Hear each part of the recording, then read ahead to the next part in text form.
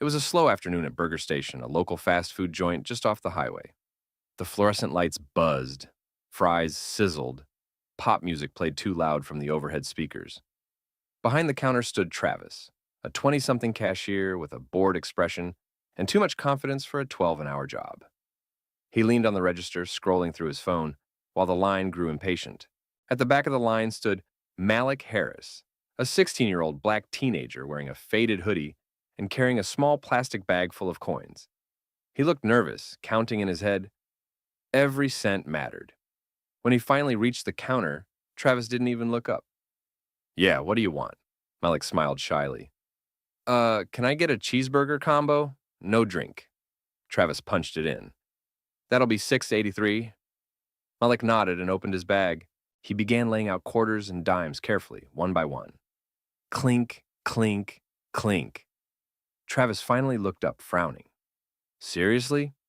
You're paying in coins?" Malik hesitated. "Yeah, I've been saving up. It's all there, I promise." The cashier chuckled and glanced at his coworker. "Yo, check this out. We got Mr. Piggy Bank over here." A few customers laughed. Malik's face burned, but he kept counting. "I just need a second." Travis sighed dramatically, rolling his eyes. "No, man, this is Burger Station, not a charity drive." Malik bit his lip, trying to stay calm. "It's real money, isn't it?" Travis smirked. "Barely. You holding up the line, dude." An older woman behind Malik frowned. "He's paying fair and square. Leave him alone." Travis ignored her. "Next time, bring a card, bro. Or better yet, a job." Laughter again. Malik finished counting and pushed the coins toward him. $6.83 exactly. Travis scoffed. "I guess you practiced." He shoved the tray across the counter. "Enjoy your luxury meal, King." Malik took it quietly, his chest tight. He sat alone in the corner booth, eating in silence, pretending not to hear the whispers and laughs. When he finished, he threw away his wrapper, looked at the logo above the counter, and muttered to himself, "One day, I'll own this place." No one heard him, but he meant it. That night, Malik sat at the kitchen table of his small apartment, the smell of reheated noodles filling the air. The coins he had left, only a handful, sat in a jar beside his empty plate. His mother, Denise Harris, came home from her night shift at the nursing home, exhausted but still smiling. She dropped her keys on the counter and sighed. "Hey, baby, you eat yet?" Malik nodded. "Yeah, Burger Station."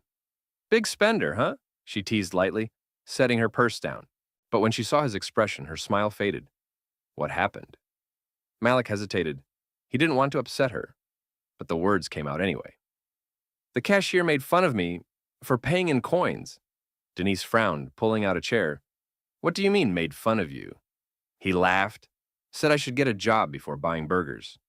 Her eyes softened, then hardened. "People like that think money defines worth. But you listen to me. Dignity doesn't come from what's in your pocket. It comes from how you carry yourself." Malik stared at the table. I didn't say anything. I just took my food and left. "That's all right," she said gently. "Sometimes silence says more than words." He nodded, but something inside him burned. Quiet, focused. Later, after his mom went to bed, Malik sat at the old laptop they shared. The screen flickered weakly, but it worked. He opened the YouTube and typed, "How to start a business with no money." Video after video filled the screen. Young entrepreneurs, side hustlers, small business owners. He clicked one titled, "The Power of Persistence." The man in the video said, "You don't need to be rich to build something. You need vision. You need discipline. And you need to be willing to start small, smaller than anyone else is willing to." Malik leaned forward, listening intently. He took notes in an old notebook from school. Words like investment, branding, savings, mindset. At the top of the page, he wrote in bold letters, "Goal. Own a business. Maybe even a franchise." He stared at those words for a long time. They looked impossible. But so did a world where a kid like him could eat without being laughed at. Over the next few months, Malik changed. He picked up part-time jobs, sweeping at the grocery store, mowing lawns, cleaning up after basketball games. Every dollar he earned, he saved. He stopped buying fast food. He watched how businesses worked instead. Who ordered what? How the staff acted, how customers responded. He studied the very system that had humiliated him, because he was going to master it. At night, he read books from the library about small business ownership. He watched videos about restaurant franchises, customer service, leadership. He began to dream, not just of money, but of respect. One evening, Denise noticed him hunched over the laptop again. "You're up late," she said, leaning in the doorway. "Homework?" He smiled faintly. "Kind of, just learning." She walked over, seeing his notes spread out, cash flow charts, marketing ideas, sketches of storefronts. "You serious about this, huh?" He nodded. "Yeah, I don't ever want to feel small like that again. I want to build something people respect." She smiled proudly, placing a hand on his shoulder. "Then do it, baby. Turn that pain into purpose." He looked up at her. Her tired eyes, her strength, her faith. "I will," he said quietly, and he meant it. Outside the window, the lights of the city flickered in the distance. Somewhere out there, the same fast food joint that had mocked him was closing for the night. But Malik wasn't done. He opened a new page in his notebook and wrote one sentence in bold capital letters. "Never forget the feeling." Then, under it, "Turn it into fire." 2 years later, the sound of a squeaky mop echoed through the lobby of Jackson's Auto Repair. Malik, now 18, taller and leaner, pushed the bucket across the floor with practiced rhythm. The pay wasn't great, but it was honest. Between classes and night shifts, he'd been saving every cent. The jar of coins had turned into a savings account. The dream that started on a cheap laptop now filled every page of his notebooks. Color-coded plans, business models, branding ideas. He'd learned how money moved, and he was ready to move with it. One Friday afternoon, while Malik was sweeping the shop floor, the owner, Mr. Jackson, called out from behind the counter. "Hey, Malik, you still talking about starting that business of yours?" Malik grinned. "Yes, sir. One day I'm going to have my own place. Not sure what kind yet, but I'll figure it out." Mr. Jackson chuckled. "That's what I like to hear. You remind me of me at your age, hungry but patient." He wiped his hands on a rag. "Tell you what, my cousin's opening a small catering service downtown, Grill and Chill Express. He's looking for reliable people who know customer service. I can put in a word." Malik's eyes lit up. "For real? You'd do that?" "Of course," Jackson said, grinning. "You work hard. People notice that." That night, Malik couldn't sleep. It wasn't just a job, it was a chance. The following week, Malik met Eric Thompson, the cousin, in a tiny downtown cafe that doubled as a catering hub. Eric was in his late 30s, cheerful but blunt, juggling 2 phones and a cup of coffee. "So, Malik," he said, leaning back, "you want to work in food service?" Malik shrugged. "I want to learn how it works, how you go from one location to many. I'm not afraid to start small." Eric raised an eyebrow. "You talk like an owner already." Malik smiled. "That's the goal." Eric chuckled. "All right, let's start you on deliveries and kitchen prep.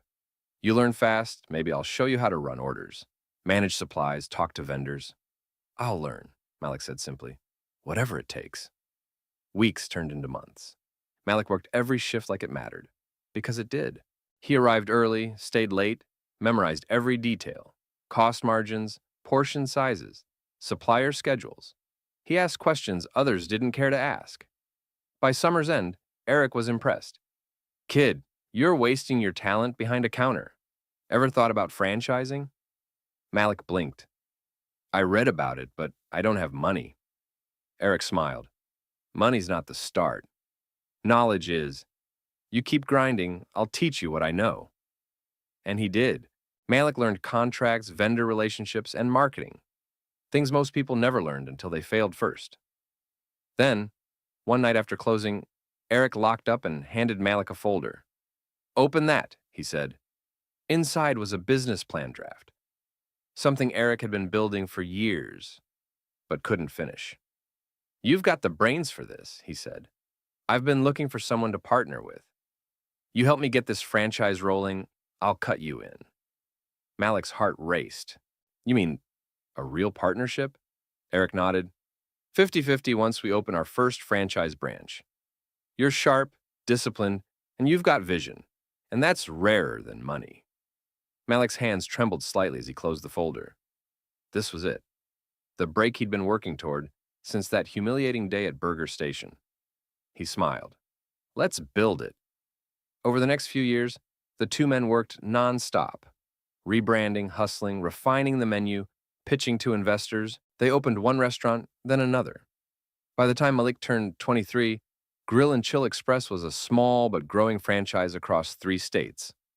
One evening, as he reviewed new franchise proposals in his glass-walled office, Malik paused at a file name on his screen. Burger Station, Regional Purchase Inquiry. He froze, then smiled slowly. The same logo that once mocked him was now on his desk, waiting for his signature. He leaned back, laughing softly to himself. Guess it's time to come full circle. The late afternoon sun spilled through the windows of Burger Station, casting long golden streaks across the familiar tiled floor. It had been 7 years since Malik Harris last stood here. 7 years since the sound of laughter and coins clinking on the counter burned itself into his memory. Now, he wasn't the broke teenager with the plastic bag of change. He was Malik Harris, CEO of M&H Holdings, a fast-growing restaurant group, and the new majority owner of Burger Station's regional franchises. He wore a tailored navy suit, calm confidence in every step. The bell above the door jingled as he walked in, and a few heads turned automatically. Behind the counter stood a man with thinning hair, scrolling lazily through his phone. The same bored face, the same posture. Travis. Malik almost smiled. Some things never change. Travis didn't look up right away. Welcome to Burger Station. What can I get for you? Malik stepped closer to the counter, his voice even. A cheeseburger combo? No drink? Travis looked up and froze. For a split second, his expression didn't register recognition. Then, slowly, it did. His mouth fell slightly open. Wait, do I know you? Malik smiled faintly. I think so. You once called me Mr. Piggy Bank. Travis blinked, color draining from his face. Oh, wow. That was a long time ago, man. Yeah, Malik said softly. 7 years. Feels like yesterday, though. The silence stretched. The hum of the fryer and the chatter of customers in the corner filled the space between them. Travis tried to laugh it off. Hey, man, you know how it is. I was young, stupid, just joking around. Malik tilted his head. You ever think about how that joke might have felt to someone else? Travis swallowed hard. Look, I didn't mean anything by it. I know, Malik said calmly. But that day taught me more about life than you probably realized. He leaned casually against the counter. Funny thing, this location's under new ownership now. Travis blinked, trying to change the subject. Yeah, I heard that. Some new investor group? Management's all shook up. Malik smiled wider. You're looking at them. The words hit like a thunderclap. Travis froze completely. Wait, you're the owner? Malik nodded. Regional owner, actually. I bought out this location last month, and the 3 around it. Travis's face turned pale. You're kidding. Malik chuckled. No joke this time. The restaurant went quiet. A few employees nearby stared in disbelief. Travis stammered. Look, man, I didn't mean what I said back then. You gotta believe me. I was just ignorant, Malik finished for him. Yeah, I believed that then. But I don't hold grudges. He glanced around the restaurant, taking in the familiar details, the logo, the layout, the smell of fried food. So here's what's gonna happen, he said. I'm planning renovations, new management, new training program, one that actually teaches respect. Travis's voice cracked. You're firing me? Malik hesitated, studying him. No, he said finally. I'm giving you a chance. The same one I wish someone had given me when I was standing right here. Travis stared at him, speechless. Malik continued, his voice calm but firm. But you're going to take that chance seriously. You'll complete the new employee ethics course, every single hour of it. And maybe, you'll learn that people are worth more than the money they have. Travis's throat bobbed. Yes, sir. I will. Malik nodded once. Good. He turned to leave, but paused at the door. Oh, and Travis, he said over his shoulder, you were right about one thing. Travis blinked. What's that? Malik smiled faintly. I did get a job. Just took me a little higher than the counter. Outside, Malik stood in the parking lot, staring up at the Burger Station sign. The same red letters that once made him feel small. Now they glowed like a trophy. He pulled out his phone and texted his mom, Malik. Guess who owns the place that once laughed at me? Denise. Proud doesn't even begin to cover it, baby. He smiled, tucking his phone away as the evening breeze carried the scent of fries and redemption. The hum of traffic in the distance blended with laughter from inside, the good kind now. He had built more than wealth. He had built respect.